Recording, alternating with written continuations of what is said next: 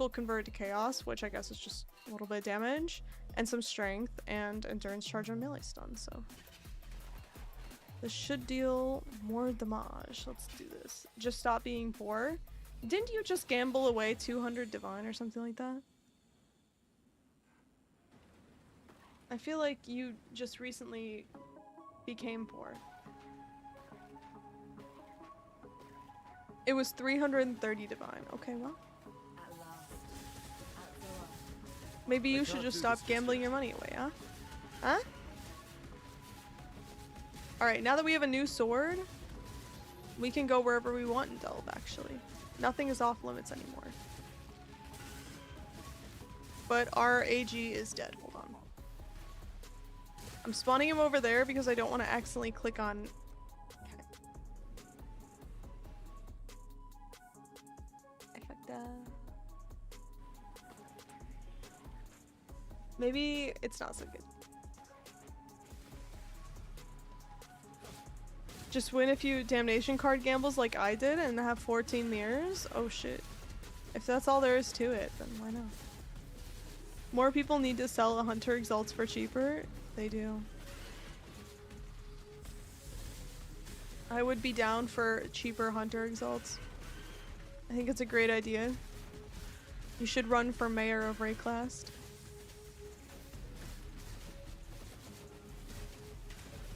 Resonator Trove? That is called money in a box. We're gonna open that box and we're gonna reveal money.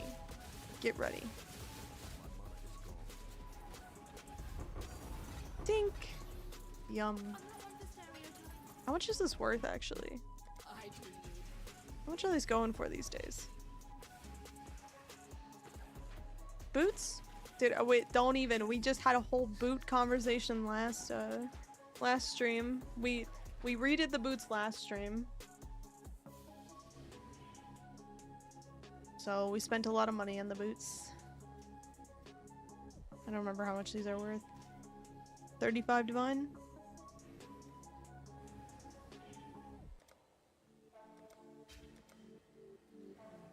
$580 chaos. Honestly, not as much as I thought, but not bad. I'll take it. I won't look a gift horse in the mouth. They sell at 1.9. Dang. Sheesh, that's a lot of money.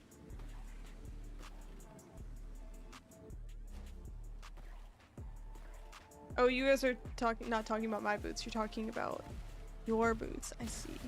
Your boots with the fur that gets the whole exile looking at her. I can't find the word to put there. I'm sorry. It's not coming to me.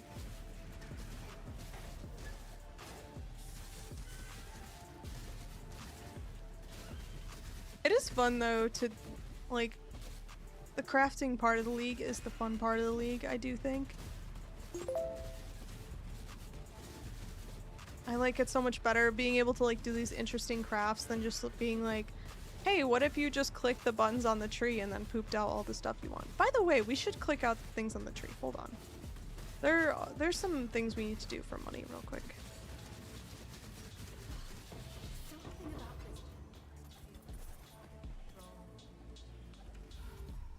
Let's go up for a moment. I know I keep going to the surface, but bear with me. Let us go take care of our town for a sec. Because I had a ton of ore. I was gonna go for a 50 million shipment, but I decided not to. Because I just was never gonna get there. But I have 154,000 crimson bars and 100,000 orichalcum. So, yeah. And we're going to Moti Aro because it gives you the intelligence tattoos that are worth a lot of money. And we can just do like a 4 million shipment, basically. 5 million? 6 million? 5? 5 million, maybe? 5.5? Yes, that's good. Is it worth to send crops? We have 14% chance of risk here. Maybe we just do a little bit less.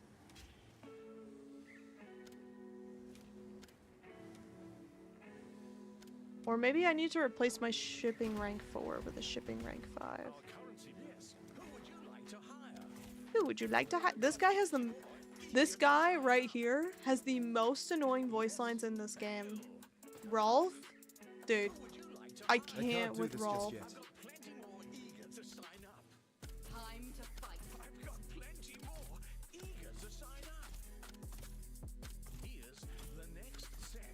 Here's the next set. Let me just grab the next few applications. This is harder than I thought it would be. I thought the game would give me what I want, but it's not happening. Hold on. Here's the next set. Ah, shit. Couldn't have chosen better myself. Oh, we did it. Oh, thank God. We're saved. Okay. Why not do high value reroll? It's about the same. At least the last time, from what I've heard, it's about the same.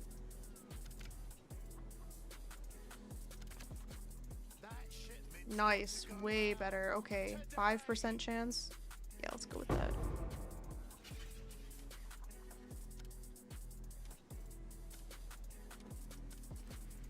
Yeah, 10% chance is fine with me. Let's set this out. And we'll go take care of our tree bird. You'll change your mind after you hear Cirrus's monologue 100 times in a row. Is the big brain farming strat to do Cirrus? Because I hear so many people talking about making money Cirrus farming. It does not sound fun. Oh, we have none of these. We have so many provisioning wound gifts and I couldn't care less. Okay. Never mind.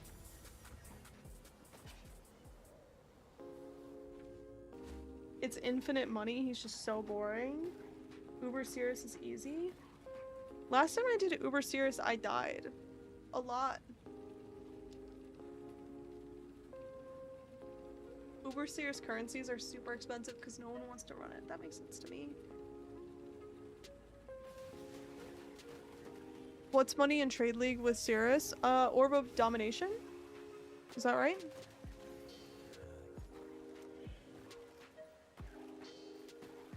Orb of Dominance? It's worth about 10 div. Little under. 9 div. The flask is money? What's the flask? I forget. Awakeners as well. Yeah, that makes sense. I just 5-to-1 provisionings at this point. That's not a bad idea, actually. Bye, good luck with the grind. Thank you. Have a good night. Thanks for hanging out.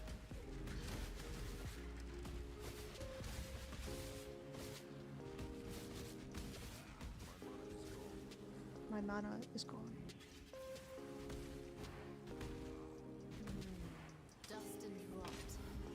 Alright, let's see. I don't think there's actually all that much worth money in the Abyss chest, unless it says like Hawked Riches, which it doesn't, so I think we leave.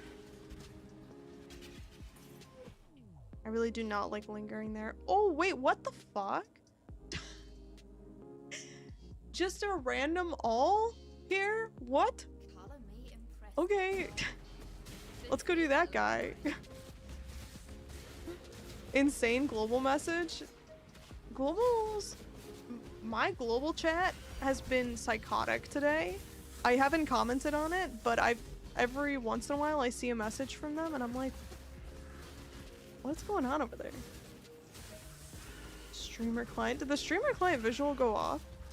I didn't see it. 4-minute TTK on Uber is like 20 div an hour. Oh, I bet. Maybe we should try Uber Cirrus again. You guys are kind of inspiring me with your talk of profit. Last time I did Uber Cirrus, I died miserably, so.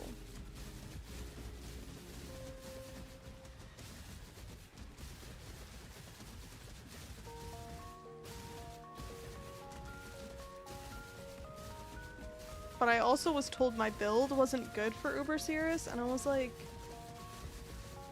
what are you, like, not this build, but my other build that has a Spalin, because I guess block chance is bad against Cirrus, I don't know.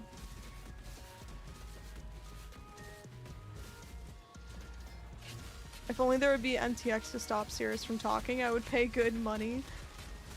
Dude, there's so many people in the Path of Exile community that would pay so much money for a volume knob.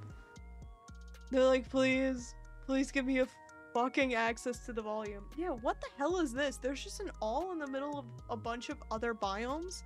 Like, there's a primeval chamber down here. Hardly. There's Frozen Hollow, but it's just like, dude, he's all alone down here. What the fuck? You can turn off dialogue volume. There's a slider for it. Is there?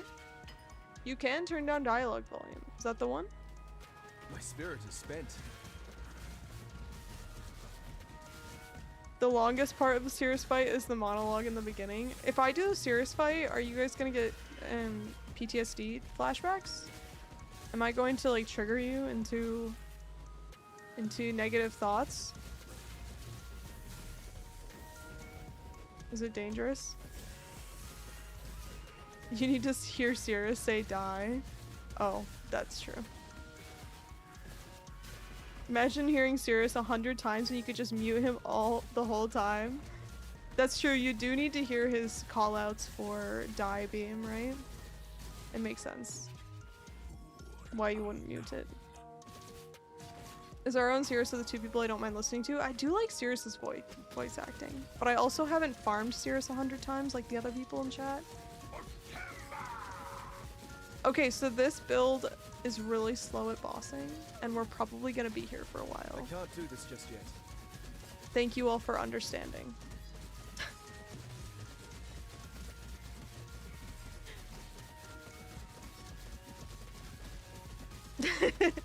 Did someone say Otemba? Otemba. He actually has 3 different Otemba voice lines.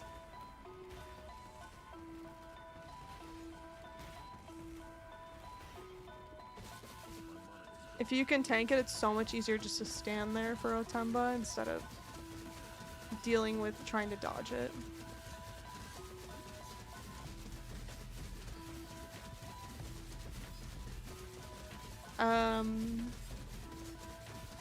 He has no mods on him, by the way.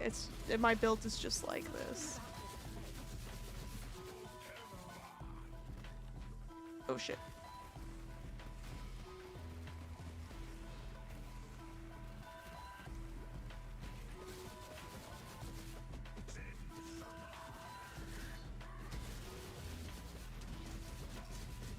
So how's everybody doing today? You all having a good time? What even is this build? I thought it was just Zenith again. It is very similar to Zenith. It's Static Strike of Gathering Lightning. And we have an Animate Guardian with, what is this thing? Companionship, which means that my minion takes damage for me.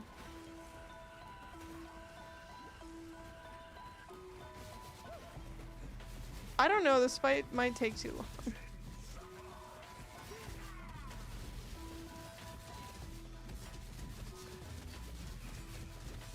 We'll see if I run out of health flask charges, if we need them or not. We'll see. At least you're tanky. I know. Ay, ay, ay. He does have truckloads of HP. That's very true. This guy's very, very tanky.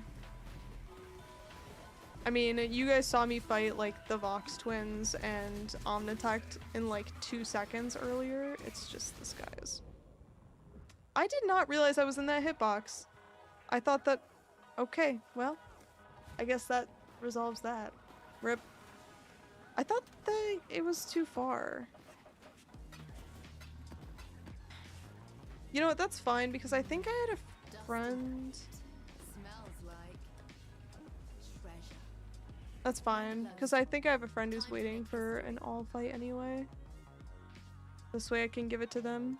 We can go down. We can go to 800 and see if we can get farther downwards. We'll go this way. Restart. Nah, it's okay. I'll save it for later. We obviously need more damage.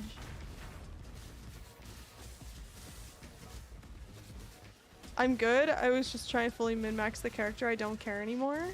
But I died. What? Well, I'm not doing that again. That was so painful. Maybe once we get more damage. I thought the better sword would help, to be fair. With the more attack speed on it. But that is not the case, I guess. We just need more strength, I suppose. We have 1700 strength. But obviously it's not enough.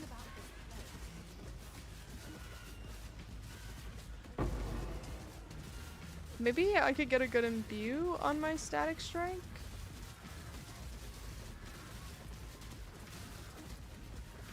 The extra proj down here is absolutely brutal.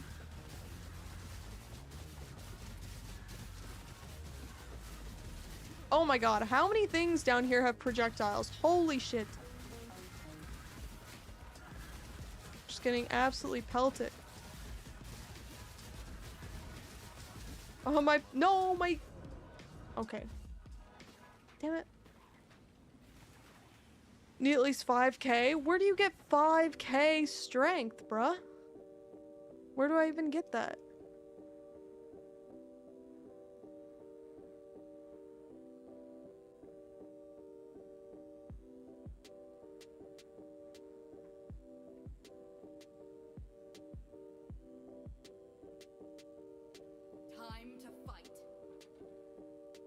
I need to get rid of this jewel, I think. This jewel sucks.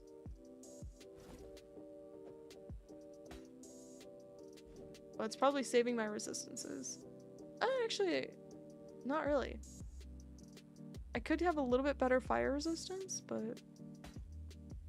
Oh, it's not even affecting my fire resist. Okay, we need a better jewel there. Let's roll a jewel. Why not? You can have a second two-handed and weapon swap for this version? Wait, really? Nice.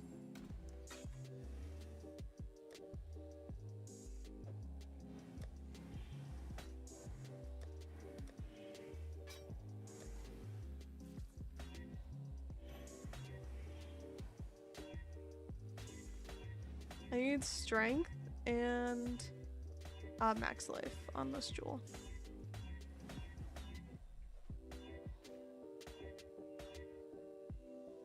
Attack speed is not bad either. I believe in traveling light.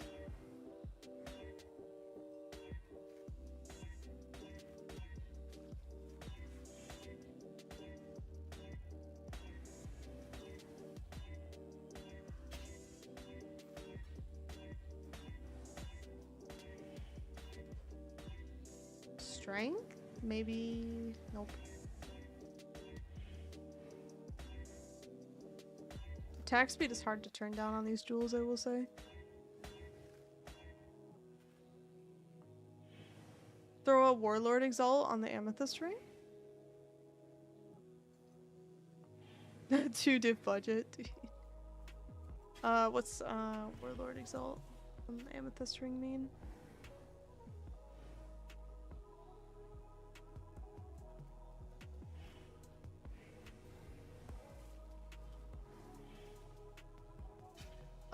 For melee damage? Or for what? Oh, for curse vulnerability?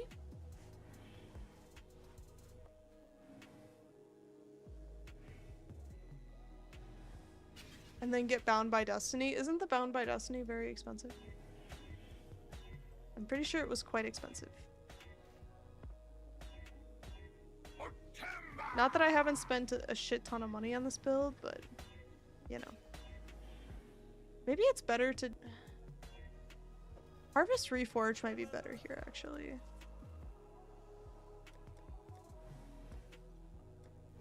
Because I can reforge life or purple juice. Someone will bite, I'm certain.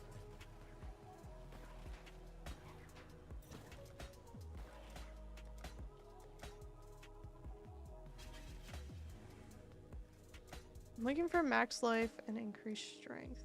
I got 6% max life. God damn it, I gotta take exalts with me. Iron Fortress will get more DPS, but it might be squishier. I don't really want to go Iron Fortress. If I'm being honest with you.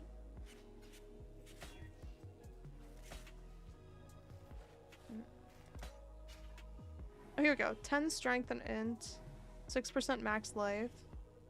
It's not the best, but it's not the worst either. It's better than just 4% attack speed and 7% life.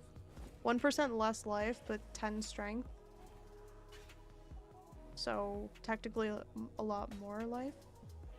If you really think about it.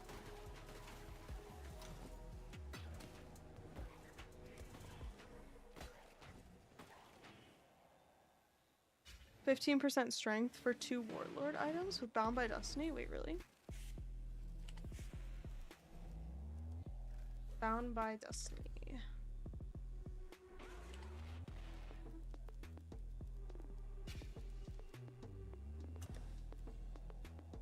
Oh, wait, that's a really good idea. Yo, wait, that's actually kind of huge, right? I don't have 10 divine, but I can get a shittier version of this.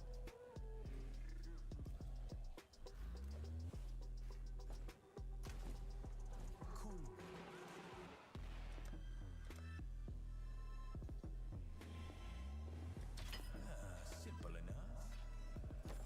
I did it backwards. God damn it.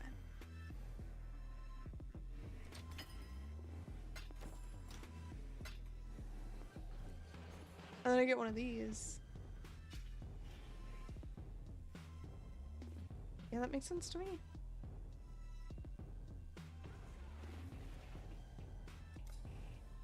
Greetings.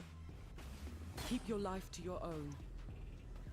Do you have divs for 2 Warlord items? We could find it. We could find divs, don't worry. At this point, the main constraint is gonna be gold for trading.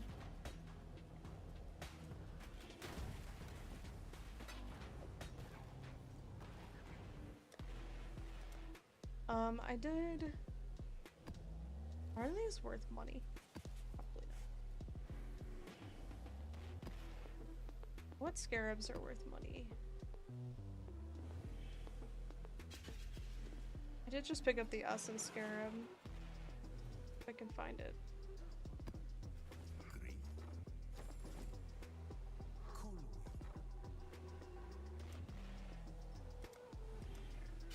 That's not worth anything. Also not worth anything. Also not worth anything.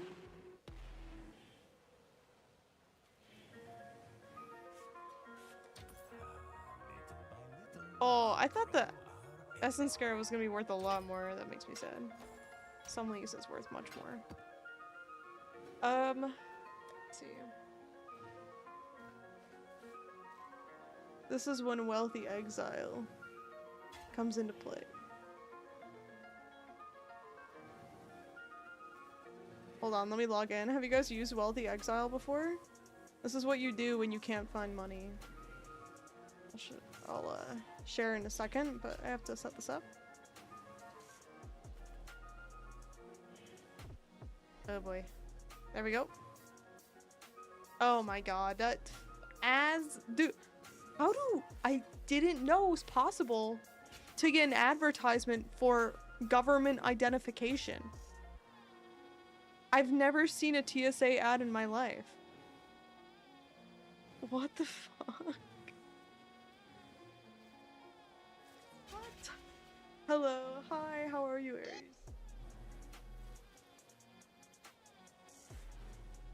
You kind of need Eldritch Strike's 1 additional target.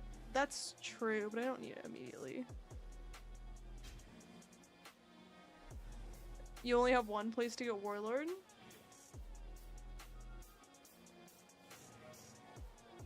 No, I have Warlord on my Simplex, right? So I just have to get on the Amethyst? Why? What do you mean?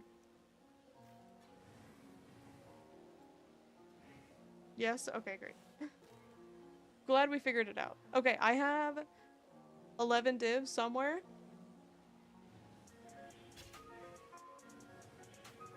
I have 3. Wait, Sacred Blossoms are worth something? I bought.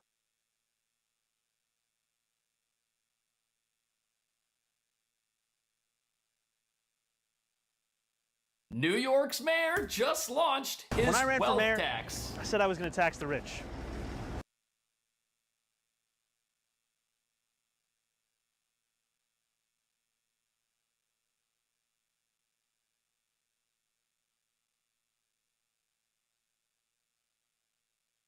Hello Exiles, I'm pretty sure you all are looking for information regarding the new league in Path of Exile 2 and the new patch 05. What we have so far, mainly on social media, the Chinese social media, Bilibili, looking for info because it seems like GGG now is testing and releasing some information first in Chinese market, then come to the West. So far, it's confirmed that reveal will be late April and the new league probably will be launched in the first week or second week of May. Of course, it's confirmed we'll have a new league. Most important, we'll have a massive endgame reward. We all are looking for and curious what they mean with massive endgame reward. What we are talking about: Atlas change, progression improvement, possible reward to league mechanics. Now let's talk about the fun part, leaks. This is data mining, okay? It's not confirmed if we'll be launching 05 or later. Reveal 2 possible ascendancy, Arcane Archer and Wild Speaker. But of course there is a catch. We have this info, but this doesn't mean we'll come in 05. Another topic that is gaining traction in China is about loot changes.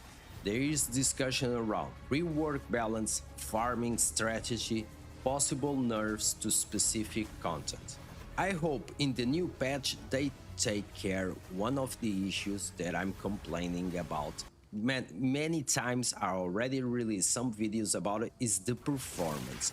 It's unbelievable. I didn't have, before this video, the Path of Exile 2 installed. I'm playing a lot Path of Exile 1. The more I play Path of Exile 1, the more I love the game. I install it now. I enter to do this video and the fans of my PC start working like crazy. And I play sim racing games. Path of Exile 2 right now probably is the game push me, my fans of my PC, really hard. It's unbelievable, the optimization and the performance. And I'm not talking about the consoles, because the consoles already is a nightmare. I have an Xbox, sometimes I play on PC and Xbox, and believe me, the performance is some.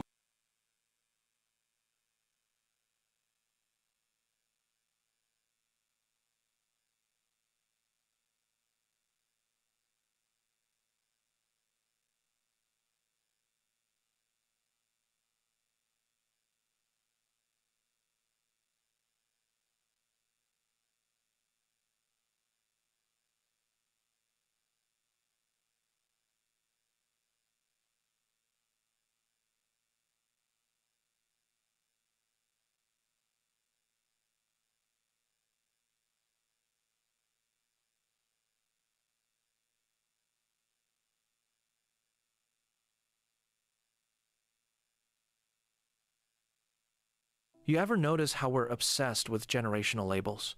Boomers destroyed the economy. Millennials killed napkins. Gen Z can't look up from their phones. But sandwiched in the middle, there's this whole generation nobody talks about, Generation X, born between 1965 and 1980. They're the coworker who gets everything done without making noise about it. Your parent who raised you, but never needed the credit. The people who built the internet we're all addicted to but barely have a social media presence themselves. And here's what nobody wants to acknowledge. Their psychology might be the most fascinating and misunderstood of any generation alive. Let's start with what defined them more than anything. They were latchkey kids. And I don't mean a few of them had to let themselves in after school. This was standard for millions. Picture this. It's 1978. You're 8 years old. School bus drops you off. You walk to your house, Pull out that key hanging from a shoelace around your neck and let yourself into an empty home. No parents, no babysitter, no iPad to FaceTime mom, no Ring doorbell for check-ins. You're just alone. You pour some cereal, turn on the TV all 4 channels, and you wait.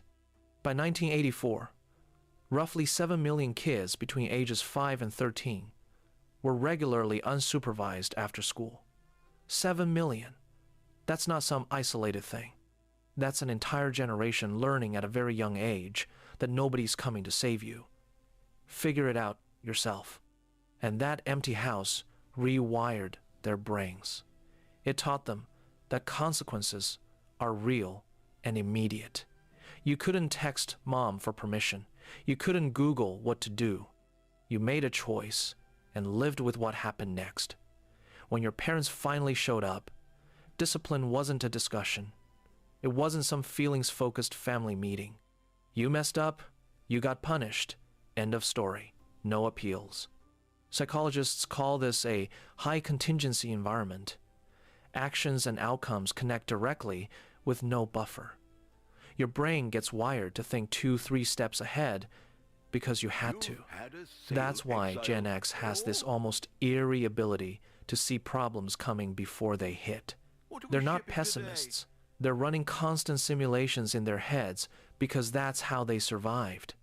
But here's where it gets darker. Gen X watched their parents preach one thing and do another. All this talk about commitment, loyalty, doing the right thing. Then divorce rates exploded throughout the 70s and 80s. They watched their dads give 30 years to a company only to get a pink slip during the next downsizing. The message landed hard. The system will betray you. People will let you down. Promises are worthless. Psychologists call it defensive pessimism, but Gen X just calls it Tuesday. They hope for the best, sure, but they plan for the worst, because in their experience, the worst shows up pretty regularly. This isn't cynicism, it's pattern recognition. And it created this emotional armor that makes them seem detached when really they're just protecting themselves from inevitable disappointment.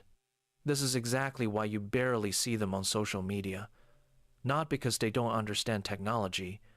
Remember, they build most of it. It's because they grew up when privacy was normal. When you did something embarrassing as a teenager, maybe 10 people knew. Maybe it came up at one party, but it didn't live forever on the internet.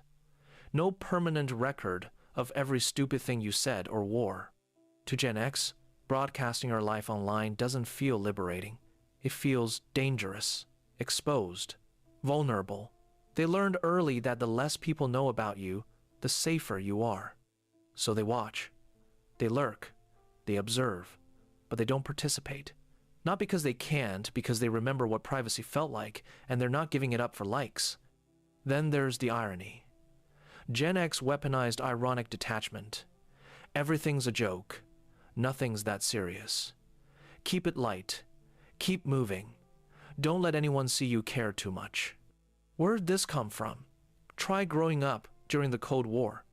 They did nuclear fallout drills in elementary school. Teachers calmly explained how to duck under your desk when the bombs dropped, like plywood would protect you from thermonuclear war. Adults acted like total annihilation could happen any random Tuesday. But also don't worry. Everything's fine. When you're raised in that kind of split reality, you learn to hold contradictions. You learn to laugh so you don't scream.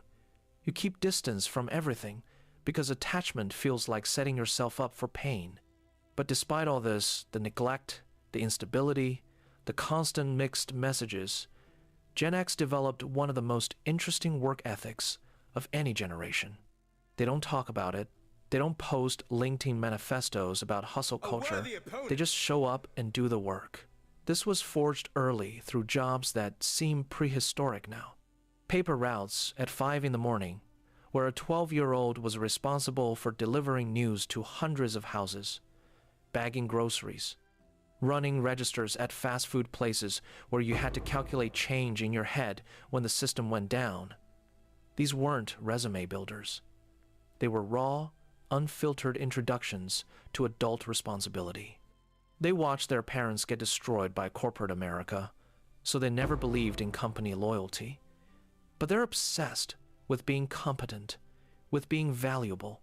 They can't control whether they'll get laid off. They learned that early. But they can control whether they're the last person anyone would want to let go. So they make themselves indispensable, quietly, without fanfare. There's this paradox at the core of Gen X. They're simultaneously the most independent generation and the most quietly collaborative. They'll never ask you for help, been solving their own problems since they were 8. But if you need help, they show up. No drama, no post about what good people they are. They just do it. This comes from forming deep friendships out of necessity when parents were absent. Your friends became your family because they had to, and that loyalty stuck. Now let's talk about authority, because their relationship with it is complicated in a specific way. Gen X respects competence, not titles. If you've earned your position through actual skill and knowledge, they'll follow you anywhere. But if you're just some executive who talks well but doesn't know what they're doing, zero patience. They will quietly undermine you while smiling to your face. They question authority because they watched incompetent authority figures make catastrophic decisions their whole lives. Watergate, Iran-Contra, the AIDS crisis handled with criminal negligence, Vietnam, economic policies that gutted the middle class. They learned young. People in charge don't necessarily know what they're doing, and blind obedience is for suckers. Economically, Gen X got hammered repeatedly. The oldest graduated into a recession. The middle ones got hit by the dot-com crash. The youngest came of age right as 2008 nuked the economy. They've been economically traumatized over and over, which is why so many have multiple income streams. Not because they're naturally entrepreneurial, but because they've learned viscerally that nothing lasts. Every job is temporary. Every company will eventually screw you. Diversify or die. This created psychological baggage. Research shows Gen Xers report significantly lower rates of seeking social support during stress. Not because they don't have people to ask, but because asking feels like weakness, like failure. They were raised to handle things alone, and that programming runs deep. It makes them incredibly capable in crisis, but it also means they struggle with vulnerability, with letting people in, with admitting they might need help. Their relationship with information is different too. Before Google, knowledge had weight. Gen X spent hours in libraries, flipping through card catalogs, hunting for one specific book that might have the answer. Information required effort, time, physical labor, and because of that, what they learned stuck differently. When information costs you something to obtain, your brain holds it more permanently. They learn to fix things with their hands because that's what you did. Bike chain slips, flip it upside down, get grease on your fingers, figure it out. TV goes fuzzy, smack it until it works. Nobody called a technician. You became the technician. This built a mechanical intuition, a belief that with enough patience and the right tool, you could master the physical world. And now they're raising kids in a completely different universe. Helicopter parents, constant supervision, social media documenting every moment. They gave their kids the attention they never had. But sometimes they worry they've made them soft, too dependent, too visible. Because in the Gen X worldview, being visible means being vulnerable, and vulnerability gets you hurt. Here's the truth. Generation X might be the last generation that truly remembers what it means to be bored, to be alone with your thoughts, to solve a problem without instantly Googling the answer. They're not better than other generations, just different, shaped by a specific moment in history when the old world was dying, but the new one hadn't arrived yet. They're the bridge generation, the middle child of modern history. And bridges don't get parades. They don't get recognition. They're just there, doing the work, holding things together, expecting nothing in I return. can't do this just And yet. honestly, that's the most Gen X thing of all. Not caring whether anyone notices. Not needing the credit. Just getting it done and moving on. If this resonated with you, if you're Gen X and felt seen, or if you're from another generation and finally understand your parents or that coworker who never talks about themselves, subscribe. I genuinely appreciate you being here.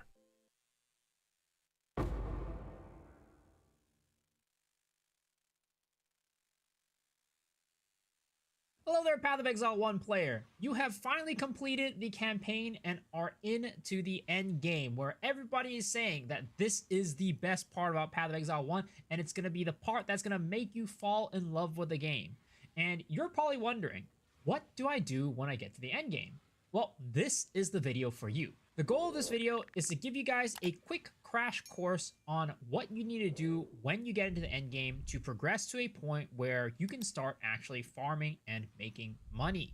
So without further ado, let's hop right into it. Now,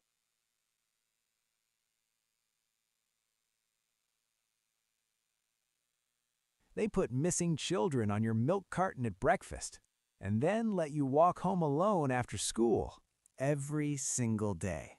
If you were born between 1973 and 1980, that wasn't a moment. That was your childhood. You grew up in an era that was trying to scare you into staying alive. Then it handed you the most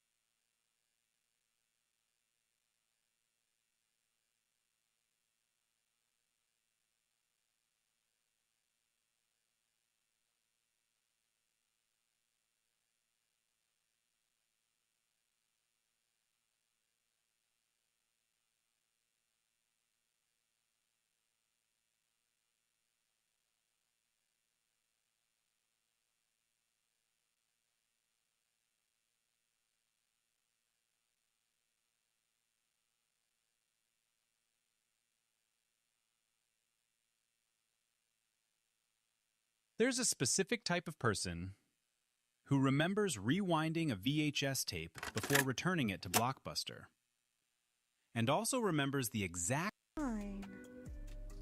Okay, I do have to go this way actually. Let's keep going. We'll try again. Every time I get a package, I want to reroute it to a shop where I can pick it up so I don't miss it at home, and every time the thing with the map scrolling happens because you can't just type in the address on the web. I can't do this just yet. Oof. Oof, that's such a pain. I am so glad that I live somewhere where packages don't get stolen. I don't think I've ever seen anyone with a stolen package. Actually, I had a neighbor knock on my door this year because the Amazon delivery driver mixed up our packages. They gave her my package and she got mine. They were just swapped. And she was like, "Hi, I'm gonna take the package off your porch because it's actually like my package, but I'm gonna leave your package here, but I wanted to like let you know that I was doing that so you didn't think that I was stealing off your porch." And I was like, "You just said you're about to leave a package on my porch. I don't think I would think you're stealing. And also this is the package that I'm expecting.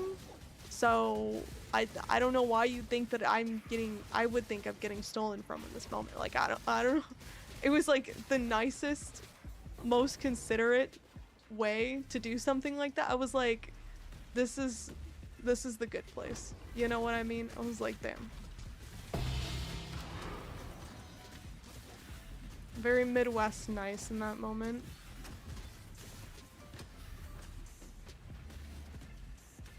Ooh, are we talking juice strategies in the chat?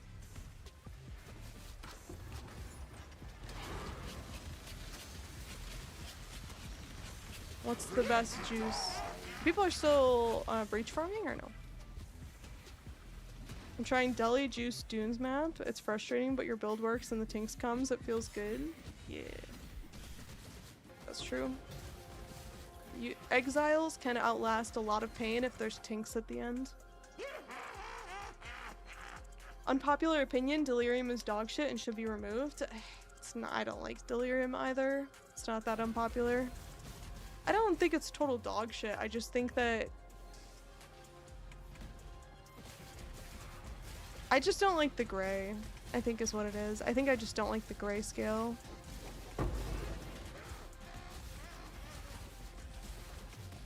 It is unpopular. I think that people like the juice from Delirium. I like what they did in PoE 2 where they made it like the center still has color and then they added in like the like fractured parts. I like that. I wish they would do that to PoE 1. It's a lot nicer to look at in my opinion. PoE 2 removed it, but we still have it. PoE 2 is better than PoE 1, confirmed. Could it be? Is it possible?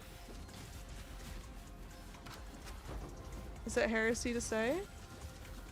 You know, Blaze put out his video about the PoE 2, like the history of PoE 2, and I have to say, I'd never seen that clip of Chris Wilson saying that they didn't want to split PoE 1 and PoE 2 because it would create all of the problems we have now. And I was like, wait a minute, why didn't we listen to this guy? He seems kind of smart. He was kind of onto something.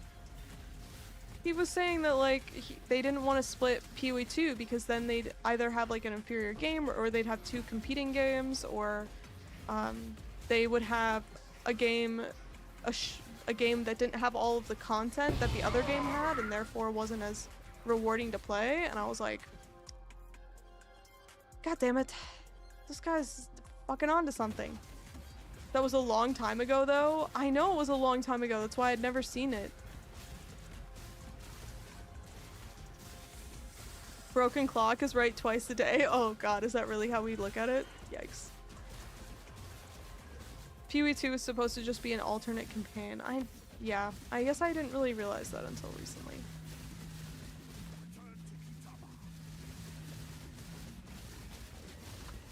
You are losing a lot of strength because of Mage Blood instead of Synth Bell, but I want to use the Mage Blood. How come every build I get, people are like, yeah, I think the Mage Blood is fucking you over. I'm like, what the fuck? I thought this was a good item, huh?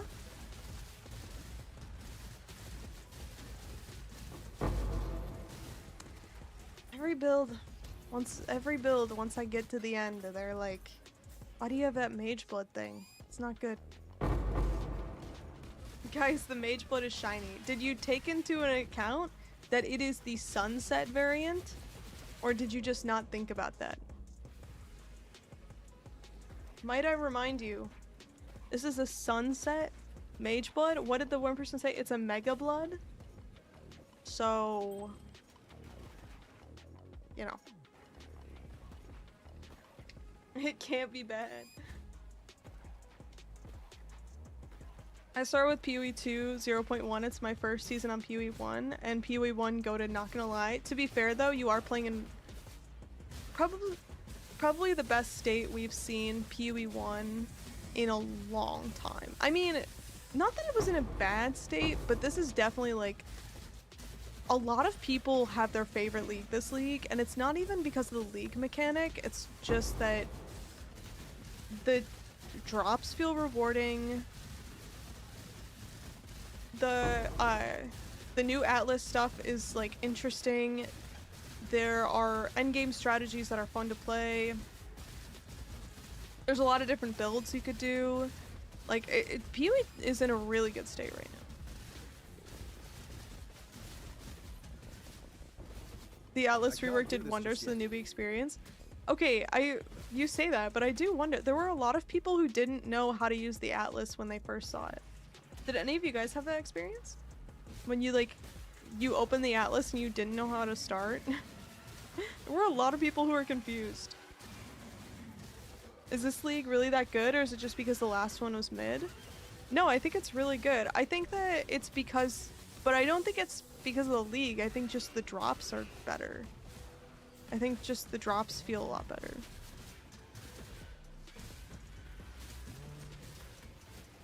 So is this league really that good, or are there more tinks? There are more tinks. That's the real answer. I didn't play for about a year. I'm having way more fun this league than the last time I played. Oh yeah, especially a year ago. What was going on a year ago? That wasn't... It was after Necropolis, right? What did we have? I'm trying to remember. What was before? We had Mercenaries. Hello. Mercenaries was really good. Farewell. And Settlers of Kalgur was not bad. It was really good at the start and then it kind of fell off. 1 year of Settlers. Yeah. That's the problem, is Settlers was a really good league for like the first couple weeks. And then, okay, we could definitely do this one though. We can do this one. I promise, guys. I promise we can do this one.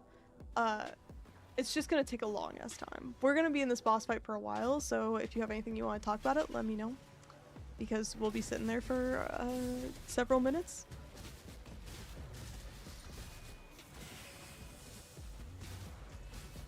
The new Atlas allows you to run the map you want. You can twice the juice for the same price.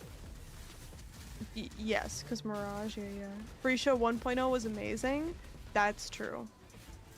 Yeah, when we were first discovering the... What the shit, dude? We were first discovering the idols, they were so fun. I feel like Freesia 2 was a flop. Does anyone else feel that way? That Freesia 2 was bad? I feel like it was kind of bad.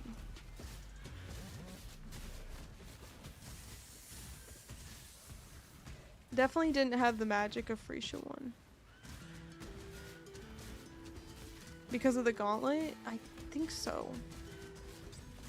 Did not like idols in 1 or 2. Yeah, and I think I liked the idols, but I feel like Freesia 2 just cemented in. Like, it made the idols feel worse. So it wasn't as... I don't know. If you didn't like the idols in Freesia 1, like, you hated them in Freesia 2, basically. That's my take.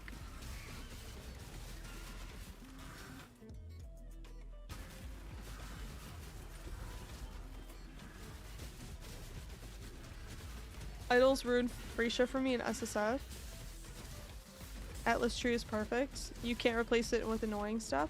No, I like the Atlas tree better. It's just, it's fun to try different things from time to time, you know? And also it's probably useful for them to run little events like that and see what people like about the map progression system and what they don't like, you know what I mean? Like, one thing that was actually really useful from Freesia and the idols is that it taught, it kind of showed how far people want to take their mechanics. Like, people, like, the Atlas tree doesn't allow you to take a mechanic as far as you could with idols. So it kind of showed how much people like to stretch the limits in that direction and how much it's possible. So it's still useful in that way.